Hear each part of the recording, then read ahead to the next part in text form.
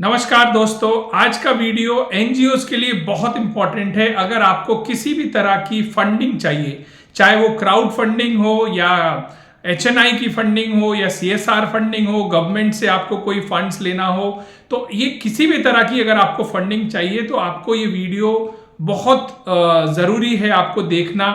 क्योंकि अगर आपने कोई फंड्स आपको नहीं मिले हैं तो आपको ये पता नहीं होता है कि क्या क्या डॉक्यूमेंट्स आपके पास होने चाहिए। और स्पेशली ऐसे एनजीओ के साथी जो नए हैं इस फील्ड में, जिनको ज़्यादा अनुभव नहीं है, कभी उनको सीएसआर फंड्स मिला नहीं है या सीएसआर के लिए उन्होंने अप्लाई नहीं किया है, तो मैं आपको बताना चाहता हूं कि अगर आपके पास ये डॉक्यूमेंट्स नहीं है, मिनिमम रिक्वायरमेंट डॉक्यूमेंट्स नहीं है, हम ऐसा सोचते हैं कि हमारे पास सारे डॉक्यूमेंट्स हैं, लेकिन मैं आपको आज एक लिस्ट दे रहा हूं और वो लिस्ट अलग अलग तरह के, जैसे अगर आप किसी को खाना खिलाने का काम कर रहे हैं, अगर आप कहीं सेंटर फॉर डिसेबल लोगों के लिए काम कर रहे हैं, या आप ओल्ड एज होम चला रहे हैं, या विमेन एम्पावरमेंट का कोई काम कर रहे हैं, तो आपके पास किस तरह के डॉक्यूमेंट्स होने चाहिए, ये बात आपके लिए बहुत ज़रूरी है। और मैं ऐसे कुछ एनजीओज को जानता हूं जिन कॉरपोरेट के साथ हम काम करते हैं, सीएसआर फंडिंग एजेंसीज के साथ हम काम करते हैं, उनके पास कई दूसरे एनजीओज के भी डॉक्यूमेंट्स आते हैं और वो मुझे पूछते हैं कि प्रशांत जी, आप एक बार इनके डॉक्यूमेंट्स को वेरीफाई करके हमें बता दीजिए कि क्या ये एनजीओ को हम फंड दे सकते हैं। तो मेरा 100% इंटरेस्ट ये रहता है कि आपको किसी न किसी तरीके से उस कंपनी के माध्यम से फंड्स मिल जाए। लेकिन जब कंपनी मुझे ये जिम्मेदारी देती है कि आपके डॉक्यूमेंट्स को मैं वेरीफाई करूं, तो मेरी जिम्मेदारी उस कंपनी के प्रति ज़्यादा होती है कि मैं उसको सही सलाह दूं। तो मैं ये देखता हूं कि आपके पास डॉक्यूमेंट्स कंप्लीट नहीं होते हैं, तो आप लिस्ट बना लीजिए। तो सबसे पहले आप अगर ट्रस्ट है, सोसाइटी है, सेक्शन 8 कंपनी है, तो आपके रजिस्ट्रेशन डॉक्यूमेंट्स आपके पास पूरे होने चाहिए। इसमें अगर आपके पास ट्रस्ट है तो ट्रस्ट डीड आपके पास होना चाहिए। अगर आपने कोई अपनी ट्रस्ट डीड में पिछले कुछ टाइम में कोई चेंजेस करे हैं, मान लो आपने कोई नए बोर्ड मेंबर डाले हैं, तो आपके पास सप्लीमेंट्री डीड होनी चाहिए। आपकी सोसाइटी जो है उसके जो डॉक्यूमेंट्स आपने किस तरह से आप गवर्न करेंगे, वो एमओए अगर आपके पास है, वो सब होने चाहिए। इसके अलावा आपके सेक्शन 8 के रजिस्ट्रेशन सर्टिफिकेट आपके पास हो। तो ये तो हो गए रजिस्ट्रेशन का काम। उसके बाद पैन कार्ड आपके पास होता ही है, बैंक अकाउंट आपके पास होता ही है। दूसरा जो अलग चीज आती है, क्योंकि कुछ सीए एनजीओज को ऐसा एडवाइस कर देते हैं कि आप अपनी ऑडिट रिपोर्ट सबके साथ शेयर मत करो। देखिए, आप एनजीओ हैं और आपके पास जितने भी डॉक्यूमेंट्स हैं, आप जो भी काम कर रहे हैं, वो पब्लिक के पैसे से काम कर रहे हैं, हम सभी लोग। तो हमारे पास कोई भी ऐसी चीज नहीं होनी चाहिए जिसको हमें छुपाने की आवश्यकता हो। तो आपके पास 3 साल की ऑडिट रिपोर्ट आपके पास होना बहुत जरूरी है। 3 साल की ऑडिट रिपोर्ट के साथ 3 साल की आईटीआर होना जरूरी है। 3 साल की 10B सर्टिफिकेट्स आपके पास होनी जरूरी है, जिससे कि ये पता चले कि आपने जो भी पैसा आपको लिया, आपके चार्टर्ड अकाउंटेंट ने उसकी प्रॉपर आईटीआर फाइल करी कि नहीं करी। जो 10B आपके पास होनी जरूरी है। तो मैंने आपको ये बता दिया, 3 साल की ऑडिट रिपोर्ट के साथ आईटीआर और 10B होना जरूरी है। इसके बाद 3 साल की एनुअल रिपोर्ट्स आपके पास होनी जरूरी है। देखिए, हम क्या करते हैं, जल्दी जल्दी कुछ भी ऐसे ही एनुअल रिपोर्ट बनाकर लगा देते हैं, वो नहीं चलेगा। अगर आपकी एनुअल रिपोर्ट ये नहीं बता रही है कि ये काम आपने इस साल में करे हैं। कई बार हम लोग देखते हैं कि कहीं से इंटरनेट से कोई फोटो डाउनलोड कर ली और उनके आधार पर आपने एनुअल रिपोर्ट बना दी, तो देखने वाला आदमी आसानी से समझ जाता है कि ये रिपोर्ट्स असल में हैं या इस रिपोर्ट में कुछ ना कुछ ऐसे ही काम चलाने के लिए किया है। तो 3 साल की, चाहे आपने कम काम किया है तो कम दिखाइए, लेकिन सही काम दिखाइए। तो 3 साल की एनुअल रिपोर्ट आपके पास होनी जरूरी है। इसके बाद आपके पास होना चाहिए, अगर आपकी ऑर्गेनाइजेशन किसी दिव्यांग सेंटर्स को चलाती है, तो आपके पास पीडब्ल्यूडी सर्टिफिकेट होना बहुत जरूरी है। क्योंकि पीडब्ल्यूडी सर्टिफिकेट के बिना आप किसी भी तरह के दिव्यांग लोगों के लिए, पर्सन विद डिसेबिलिटीज के लिए आप काम नहीं कर सकते। ये बात बहुत सारे मैंने एनजीओ देखे हैं जिनको अनफॉर्चुनेटली जो फंड मिल सकता था वो नहीं मिल पाया है। इसके अलावा अगर आप कोई बच्चों को अपने पास रखते हैं, बाल सुधार गृह जैसा आप करते हैं, या बच्चों को 8 घंटे के से ज़्यादा आप अपने पास रखते हैं, चाहे माँ बाप की परमिशन से आप रख रहे हैं, तो आपको जेजे एक्ट के आधार पर रजिस्ट्रेशन होना चाहिए। जेजे एक्ट की जो कंप्लाइंसेज है वो आपको फॉलो करना ज़रूरी है। अगर आप किसी को खाना खिला रहे हैं, आप हॉस्पिटल में खाना बांट रहे हैं, बाहर कहीं गरीब लोगों को आप खाना खिला रहे हैं, बस्ती में खाना खिला रहे हैं, ये आपका रेगुलर काम है, या फिर आप ओल्ड एज होम रन करते हैं, चिल्ड्रन होम रन करते हैं जहां पर आपको खाना खिलाने की आवश्यकता है, तो आपके पास FSSAI का सर्टिफिकेशन होना जरूरी है। FSSAI का सर्टिफिकेशन होना जरूरी है, मैं ये बात बोल रहा हूं, हम लोग कई बार ध्यान नहीं देते हैं। ऑफ कोर्स अगर आपके पास बिल्डिंग है तो बिल्डिंग की फायर सेफ्टी के से रिलेटेड आपके पास डॉक्यूमेंटेशन या NOC आपके पास होना जरूरी है।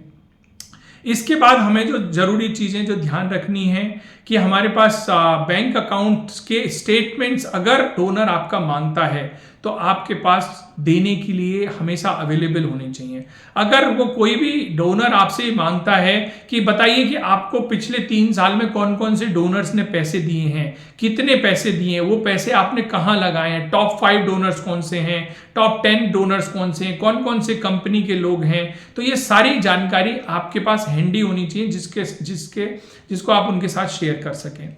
उसके बाद जरूरी है कि अगर आपके पास एम्प्लॉइज हैं, आप स्टाफ आपके लिए काम करता है, चाहे वो पार्ट टाइम है, फुल टाइम है, वॉलंटियर्स हैं, परमानेंट हैं, कॉन्ट्रैक्टेड हैं, तो उनका डिटेल्स आपके पास होना है, उनका डेट ऑफ ज्वाइनिंग क्या है, कब, अगर कोई छोड़ के चला गया तो एग्जिट प्रोसेस आपने क्या फॉलो की थी, उनके अपॉइंटमेंट लेटर आपके पास होने चाहिए। अगर आपने उनकी कोई सैलरी इंक्रीमेंट किया है तो सैलरी के इंक्रीमेंट लेटर्स आपके पास होने चाहिए, वो सैलरी स्लिप आपसे मांग सकते हैं। इवन आप as a board of directors आप उसमें एज ए एम्प्लॉय काम कर रहे हैं तो आपका भी अपॉइंटमेंट लेटर होना जरूरी है, क्योंकि आप उस संस्था के एक एम्प्लॉय हैं। तो इस तरह से एम्प्लॉयज की पूरी डिटेल्स आपके पास होनी चाहिए। उसके बाद बात आती है कि जिस काम के लिए आप पैसे मांग रहे हैं वो एक प्रपोजल डॉक्यूमेंट आपके पास होना बहुत जरूरी, तो डिटेल प्रपोजल डॉक्यूमेंट आपके पास होना जरूरी है। और इसके लिए कंप्लीट एक वीडियो मैंने बनाया हुआ है, how to write a CSR proposal, आप सर्च करेंगे तो आपको वीडियो मिल जाएगा, मेरे टॉप परफॉर्मिंग वीडियोस के अंदर है। तो उसके अंदर क्या क्या चीजें हमें कवर करनी चाहिए। मैं देखता हूं कि NGO जो प्रपोजल भेजते हैं उसमें लिख देते हैं हमको इतनी सिलाई मशीन चाहिए, हमको इतने स्कूल में हम कलरिंग करेंगे तो हमको इतने पैसे दे दो।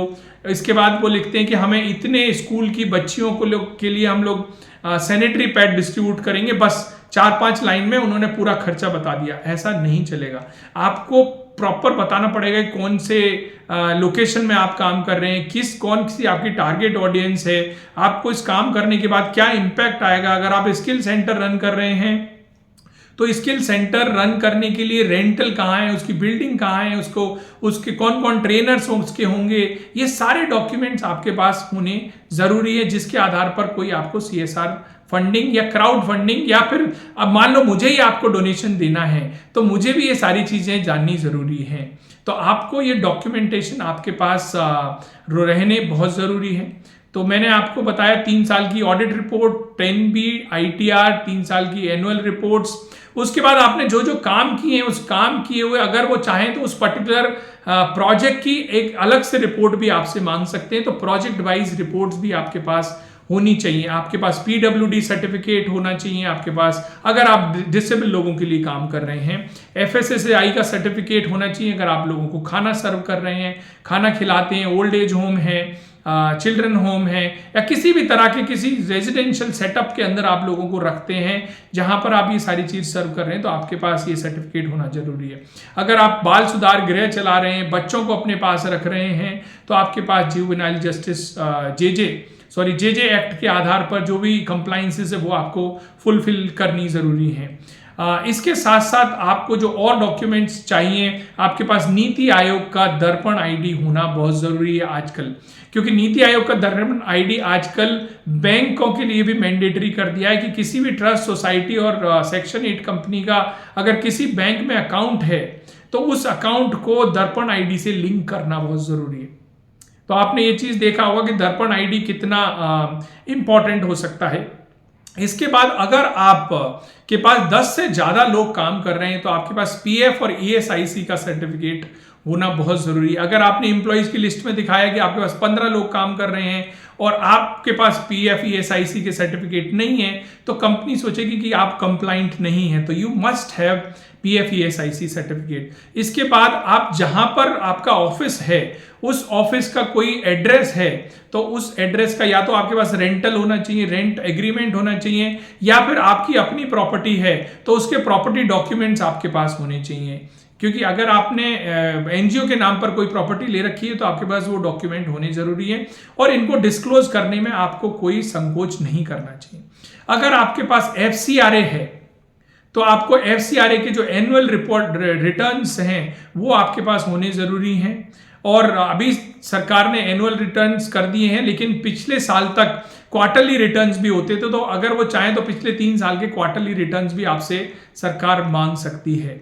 अगर आपके पास GST है तो GST रिटर्न से रिलेटेड डॉक्यूमेंटेशंस आपके पास पूरा होना चाहिए। तो GST की कंप्लाइंसेस अगर आपने ले रखी हैं, GST आपके पास है तो आपके पास होना जरूरी है। देखिए, मैं इतनी सारी चीजें आपको क्यों बता रहा हूं, क्योंकि जब आप फंड्स लेने जाएंगे किसी भी तरीके से बहुत मुश्किल होता है किसी भी एनजीओ को एक कंपनी के ऑफिस तक पहुंचना या कंपनी के साथ इस लेवल तक पहुंचना कि जब वो आपसे बोले कि आप प्रपोजल भेज दीजिए।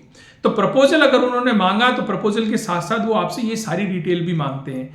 इसके अलावा आपको जो चाहिए, मान लो आपने बोला कि हम ये फलाना स्कूल के अंदर केमिस्ट्री लैब या स्मार्ट लैब सेटअप करेंगे, तो उस लैब का खर्चा कितना आएगा, तो आपको एक प्री डिफाइंड बजट आपके पास होना चाहिए। अगर कंपनी चाहे तो आपसे ये भी मांग सकती है कि आप 3 वेंडर्स के कोटेशंस भी आप हमें दो। तो यू शुड बी रेडी कि before you ask for funding आपके पास कोटेशंस हों। मान लो कंपनी ने नहीं पूछा तो आपके पास एटलीस्ट ये टाइम होना चाहिए कि 1 सप्ताह में या 10 दिन के अंदर वो कोटेशंस आप उनके लिए उपलब्ध करा दें। कौन से स्कूल में आप काम करेंगे, जो आपने काम किया उसकी बेसलाइन आपने किया है कि आपके पास स्कूल से कोई रिकमेंडेशंस लेटर है, कोई रिक्वायरमेंट लेटर आपके पास है, तो ये आपके पास होना बहुत जरूरी है। मान लीजिए आप वाटर कंजर्वेशन के लिए काम कर रहे हैं, आप एनीकट और चेक डैम्स बनाना चाहते हैं, तो क्या आपके पास पंचायत आइडेंटिफाइड है, और पंचायत आइडेंटिफाइड है तो क्या उस पंचायत के सरपंच या ग्राम सभा ने आपको कोई लेटर दिया हुआ है, या कोई डिस्ट्रिक्ट के अंदर आप आंगनवाड़ी का इंफ्रास्ट्रक्चर डेवलपमेंट करना चाहते हैं, तो क्या आपने आंगनवाड़ी जिला स्तर पर जो आंगनवाड़ी का ऑफिस है, ICDS का ऑफिस, उनसे आपने कोई लेटर लिया हुआ है, उनसे कोई रिक्वायरमेंट ली हुई है कि कौन कौन सी आंगनवाड़ी के अंदर क्या जरूरत है। तो ये सारे डॉक्यूमेंटेशन जो मैं आपको बता रहा हूं, इसमें कई बार ऐसा होता है कि कई CA ऐसा बोल देते नहीं नहीं आप ऑडिट रिपोर्ट किसी के साथ शेयर मत कीजिए, क्योंकि ऑडिट रिपोर्ट अगर आप शेयर नहीं करेंगे which means you are not transparent, आपके ऊपर कोई ट्रस्ट नहीं कर सकता है। देखिए, मैं आपको एक चीज बता रहा हूं, एनजीओ एक सरकार की तरह, जैसे सरकार के किसी भी काम के लिए हम RTI लगाकर उनसे सारी जानकारी ले सकते हैं। ये तो भला हो कि एनजीओ अभी RTI के अंदर नहीं है, लेकिन आप इस तरह की चीजों के लिए हमेशा रेडी रहने चाहिए कि अगर कोई हमसे जानकारी चाहे जो हमारे काम में जिसका इंटरेस्ट हो तो हम उसको जानकारी दे सकें। तो आपकी कंप्लाइंसेस के लिए आपकी अकाउंट डिटेल्स, आपकी प्रोजेक्ट रिपोर्ट्स आपके पास प्रॉपरली होनी चाहिए, और जितनी भी अकाउंट्स के काम हैं ये लगभग 7 साल तक आपको सेव रखने जरूरी हैं। ये भी ध्यान रखना जरूरी कि हमें 7 साल तक कभी भी सरकार हमसे ऑडिट के लिए डिटेल मांग सकती है। उसके बाद जो मैंने बात नहीं बताई है, ATG और 12A आपके पास होने जरूरी है। जनरली 99% एनजीओ के पास ATG 12A होता है, लेकिन जब उन डॉक्यूमेंट्स को हम वेरीफाई करते हैं तो ये पता चलता है कि ATG और 12A आपके पास प्रोविजनल है। मैं बार बार अपनी वर्कशॉप्स के माध्यम से, वीडियोस के माध्यम से भी आपको बताता हूं कि आपके पास अगर प्रोविजनल सर्टिफिकेट है 3 इयर्स का तो वो वैलिड नहीं है। Please understand, you can not ask for funding from anybody. So वो जो ATG 12A है आपके लिए बिल्कुल वैलिड नहीं है। आपको 5 इयर्स के ATG 12A आपके पास होना चाहिए, और मैं ये कंपनीज को भी रेकमेंड करता हूं, अगर किसी एनजीओ के पास 5 इयर्स के वैलिड ATG 12A नहीं है तो आप उनको फंडिंग के लिए कंसीडर नहीं करें। मान लो अगर उनका एप्लीकेशन, चाहे उन्होंने एप्लीकेशन लगा दिया हो, एप्लीकेशन किसी कारण से अगर रिजेक्ट हो गया तो आपको CSR का बेनिफिट नहीं मिलेगा। तो आपको CSR 1 सर्टिफिकेट होना एनजीओ के पास बहुत जरूरी है। आपके पास ATG 12 है, 5 ईयर्स के वैलिड होने जरूरी है, 3 ईयर्स की ऑडिट रिपोर्ट होनी जरूरी है, 3 ईयर्स की एनुअल रिपोर्ट होनी जरूरी है, ITR 3 ईयर्स का होना जरूरी है, 10B सर्टिफिकेट 3 ईयर्स के होने जरूरी है।